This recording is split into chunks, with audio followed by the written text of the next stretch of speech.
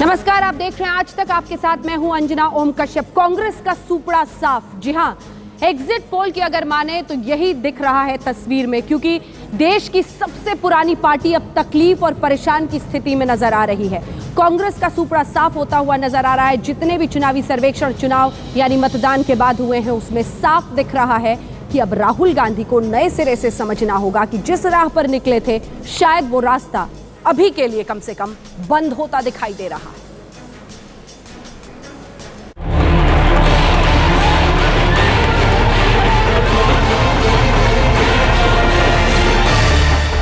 ये चुनाव राहुल गांधी के लिए अग्नि परीक्षा था, तो सोनिया गांधी के लिए अपने संघर्ष की सबसे बड़ी लड़ाई, और प्रियंका के लिए अमेठी और रायबरेली में रहकर ही देश भर में कांग्रेस के लिए समा बांधने की चुनौती थी।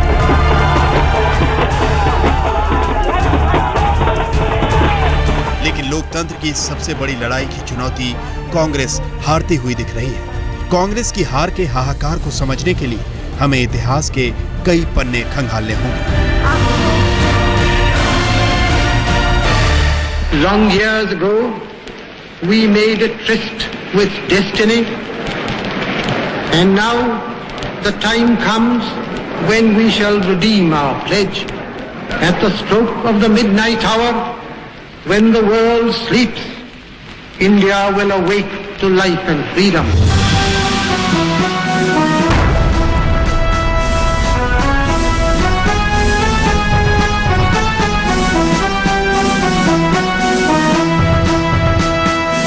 चौदह 15 अगस्त 1947 की आधी रात को जब दुनिया सो रही थी, तब हिंदुस्तान अपनी नियति से मिलन कर रहा था। कांग्रेस आजादी की लड़ाई का दूसरा नाम बन चुकी थी, और उस कांग्रेस के सबसे बड़े नेता थे पंडित जवाहरलाल नेहरू। आजादी की उस रात के 5 साल के भीतर कांग्रेस का सत्ता से साक्षात्कार हुआ। पहली बार दुनिया का सबसे बड़ा लोकतंत्र बना, लोकतांत्रिक तरीके से चुनाव हुए और नेहरू की रहनुमाई में कांग्रेस जीती। लेकिन नियति से हाथ मिलाने के 30 साल बाद सत्ता कांग्रेस के हाथ से छिटक गई। पहली बार वो मौका आया जब न सिर्फ कांग्रेस हारी, बल्कि प्रधानमंत्री इंदिरा गांधी खुद भी रायबरेली से चुनाव हार गईं।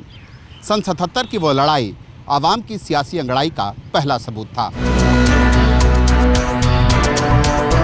एक वक्त था कि कांग्रेस का टिकट किसी भी उम्मीदवार के लिए जीत की गारंटी माना जाता था। वो भी वक्त था जब कांग्रेस को सत्ता का स्वाभाविक दावेदार माना जाता था।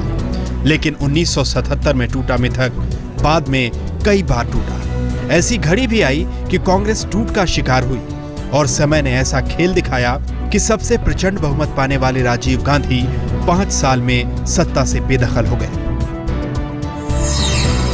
तो क्या इस चुनाव में कांग्रेस अतीत की सबसे कड़वी यादों को दोहराएगी? क्या कांग्रेस के सामने 1977 और 89 से भी बुरी हार का संकट मंडरा रहा है? क्या कांग्रेस 1999 के अपने पतन की गाथा को याद करने को मजबूर होगी?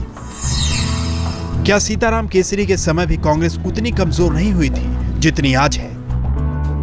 यह भी सही है कि 10 साल सत्ता में रहने पर सत्ता विरोधी लहर बन जाती है। यह भी सही है कि लोगों की उम्मीदों का बोझ तब सत्ता के तमाम दावे और वादे उठा नहीं पाते। हम सबको एक साथ लेके चलते हैं। हिंदू, मुसलमान, सिख, ईसाई, हर जात के लोगों को हम एक साथ लेते हैं और पूरे हिंदुस्तान को हम एक साथ ले जाते हैं। हम सबकी राजनीति करते हैं, हम विकास की, प्रगति की बात करते हैं, और सबको हम मिलाना चाहते हैं। 16वीं लोकसभा के नतीजे तो 16 मई को आएंगे, लेकिन इंडिया टुडे ग्रुप और सिसरो के एग्जिट पोल से एनडीए की बल्ले बल्ले दिख रही है। एनडीए को करीब 272 सीटें मिलने के आसार दिख रहे हैं, यानी बहुमत मिल सकता है। तो खुद बीजेपी को करीब 221 सीटें। लेकिन कांग्रेस का हाल बुरा दिख रहा है, उसे करीब 85 सीटें मिलने के आसार दिख रहे हैं। अगर ऐसा हुआ तो कांग्रेस अपने इतिहास का सबसे बुरा दिन देखेगी। दूसरी तरफ कांग्रेस की अगुवाई वाला यूपीए 115 सीटों पर सिमट सकता है। अगर ऐसा हुआ तो क्या होगा? कांग्रेस सूत्रों के मुताबिक सोनिया गांधी हार की नैतिक जिम्मेदारी ले सकती हैं, लेकिन कांग्रेस की परंपरा के मुताबिक पार्टी इस हार की सामूहिक जिम्मेदारी का बयान दे सकती है। लेकिन कांग्रेस ने तो सत्ता की लंबी लंबी पारियों का दौर देखा है। फिर ऐसा क्या हुआ कि 10 साल में हालात बेकाबू हो गए और 2014 के चक्रव्यूह में कांग्रेस घिरती चली गई। इसको जानने से पहले बीते दिनों में कांग्रेस के उस बुरे रिकॉर्ड पर नजर डाल लीजिए जिसे पार्टी के नेता याद करना भी नहीं चाहते।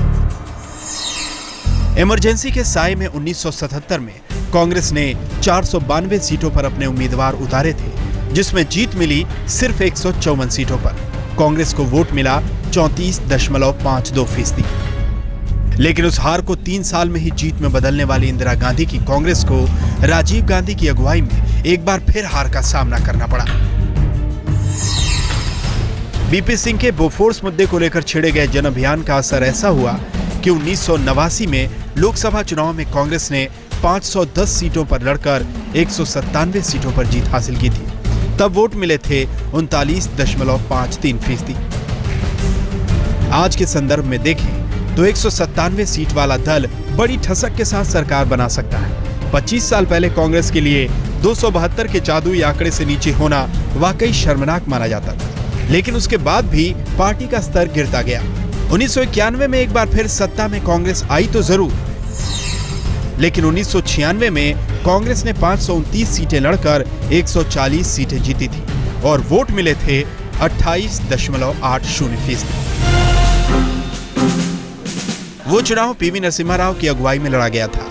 पार्टी का बुरा हाल देख 1998 के लोकसभा चुनाव के दौरान खुद सोनिया गांधी ने प्रचार का जिम्मा संभाला, लेकिन कोई खास फायदा नहीं हुआ। कांग्रेस ने 477 सीटों पर चुनाव लड़ा और जीत मिली 141 पर और वोट मिले 25.82%।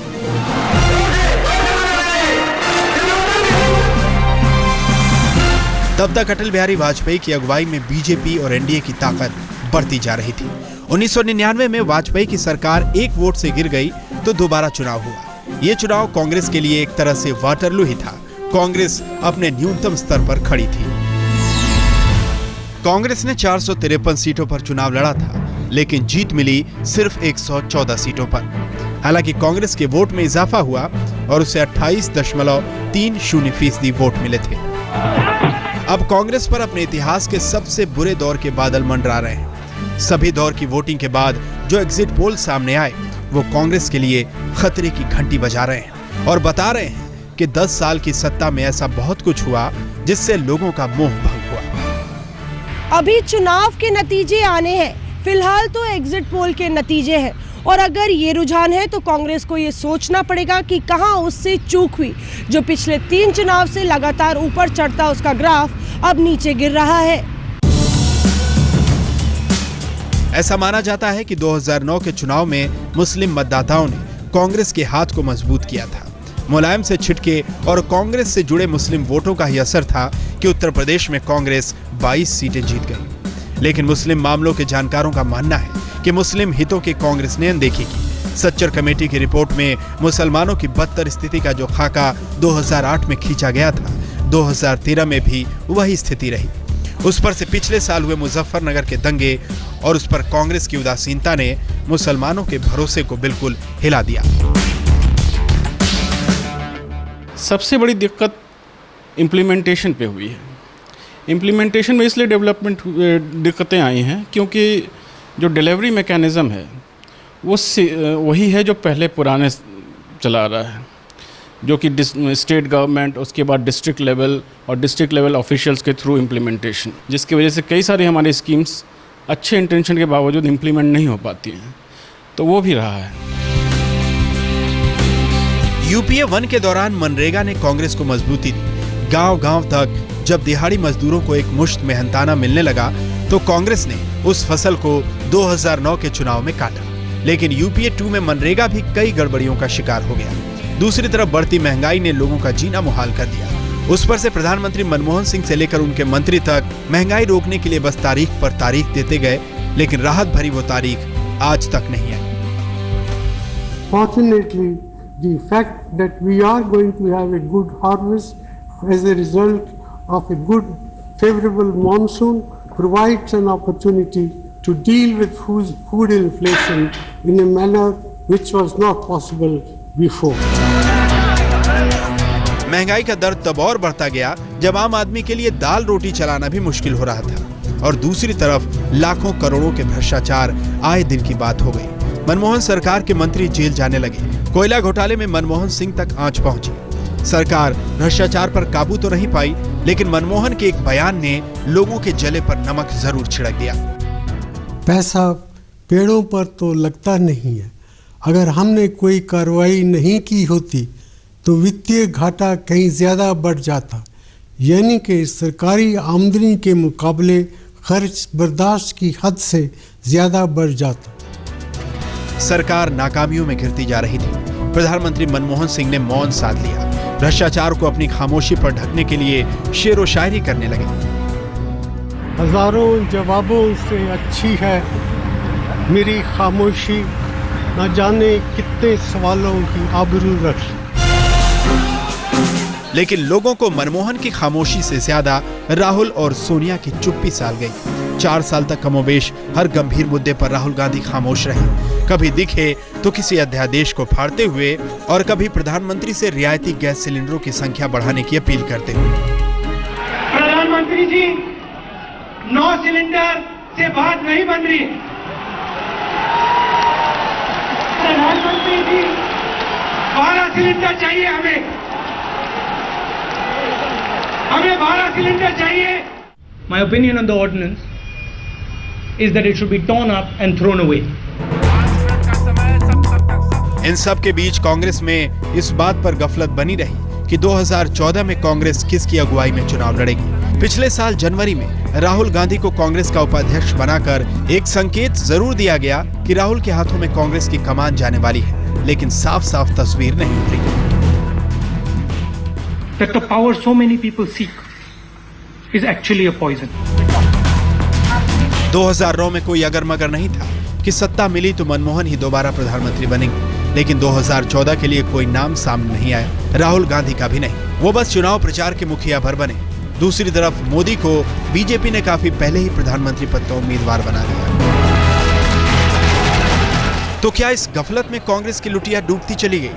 सत्ता से बिल्कुल बाहर हो जाना सुपड़ा साफ होता है। 100 से भी कम सीटों पर सिमट जाना सुपड़ा साफ कहलाता है।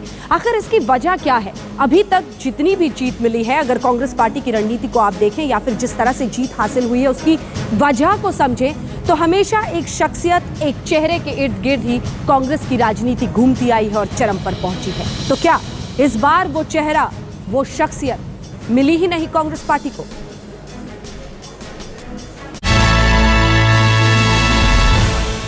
राजीव गांधी नेहरू गांधी परिवार के आखिरी सदस्य थे जिन्हें प्रधानमंत्री बनने का मौका मिला। इसके बाद 2 बार यह अवसर उनकी पत्नी सोनिया गांधी को मिला। पहली बार राजीव की हत्या के बाद, जब सोनिया ने इसे ठुकरा दिया और पीवी नरसिम्हा राव प्रधानमंत्री बने। दूसरी बार मौका तब आया जब 10 साल पहले सोनिया ने अपने दम पर यूपीए की अगुवाई में कांग्रेस को सत्ता में लाई, लेकिन सोनिया ने फिर से त्याग का खेल दिखाया और मनमोहन सिंह को प्रधानमंत्री बनवा दिया। 10 साल तक कांग्रेस ने इस सवाल को 7 पर्दे के भीतर रखा कि उनका पीएम कौन हो सकता है। दूसरी तरफ बीजेपी ने नरेंद्र मोदी के नाम पर लड़ाई तेज कर दी। देश भर में गुजरात मॉडल का मोदी एंड कंपनी ने ऐसा समा बांधा कि उसके सामने कांग्रेस का प्रचार तंत्र खामोश और गुमनाम सा बन गया। मोदी ने कांग्रेस की खामियों को चुन चुनकर प्रचारित किया, लेकिन कांग्रेस दमदार जवाब देने में नाकाम रही। कांग्रेस के पास भी ये बताने के लिए था कि कांग्रेस ने सबसे पहले भोजन की गारंटी तय की। कांग्रेस ने लोगों को शिक्षा का अधिकार दिया। कांग्रेस ने लोगों को सूचना का अधिकार दिया। कांग्रेस ने मनरेगा जैसे कार्यक्रम के जरिए ग्रामीण क्षेत्रों को रोजगार से जोड़ा और जिस जन लोकपाल बिल पर हमेशा हंगामा होता रहा उसे भी पास कराया। लेकिन यूपीए की ये सारी कामयाबियां संसद से निकलकर सरकारी फाइलों में ही सिमटी रह गईं, जबकि बीजेपी को इनके भ्रष्टाचार पर उंगली उठाने का मौका मिल गया। एक 10वीं कक्षा तक पढ़ा हुआ नौजवान जिसके जेब में 1 लाख रुपया था, 1 लाख रुपया था और 3 साल में 300 करोड़ रुपया हो गया। ऐसा जादूगर ये है, मां बेटे का ये मॉडल है। माँ बेटे का ये कारोबार है। जी का तो सुना था, अब जीजा जी का भी सुन लिया। अगर एग्जिट पोल के नतीजे असली नतीजों का चेहरा दिखा रहे हैं तो फिर कांग्रेस को इस हार पर महामंथन की जरूरत पड़ेगी। बड़ी ईमानदारी से सोचना पड़ेगा कि चूक कहां हुई और चमक कैसे गई। आज तक ब्यूरो।